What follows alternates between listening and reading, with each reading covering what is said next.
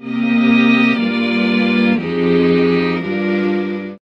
commence par une histoire de famille, une histoire d'argent, une histoire d'héritage, une histoire de rapport à l'argent. C'est Julie et Louis, qui ont à peu près une vingtaine d'années, qui viennent voir leur grand-mère, Madeleine, qui est une femme qui a entre 60 et 70 ans. Et donc ils vont la voir lui disant, il faut absolument que tu ailles voir papa, que tu lui reparles, etc., parce qu'ils étaient un peu fâchés. Parce que voilà, avant il était comme toi, un peu radin, etc. Il était près de ses sous, il épargnait, enfin, comme beaucoup de Français. Et, et puis il a changé de médicament parce que le père était un peu maniaco-dépressif apparemment. Il a un nouveau médicament, un nouvel antidépresseur.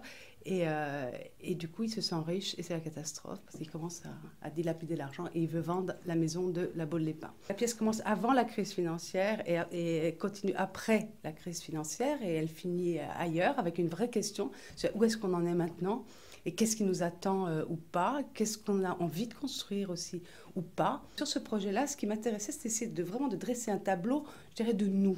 Nous, alors quand je dis nous, c'est les gens qui sont assis dans les salles de théâtre.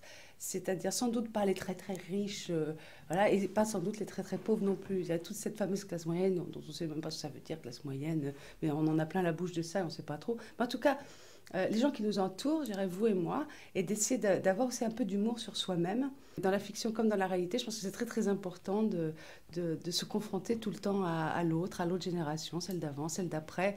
La question de la transmission, pour moi, est fondamentale, mais c'est pareil au quotidien, je dirais. C'est de toute façon, c'est ce qu'on vit tout le temps, qu'est-ce qu'on nous transmet, qu'est-ce qu'on transmet. On est tout le temps en fait en train de transmettre quelque chose, je crois.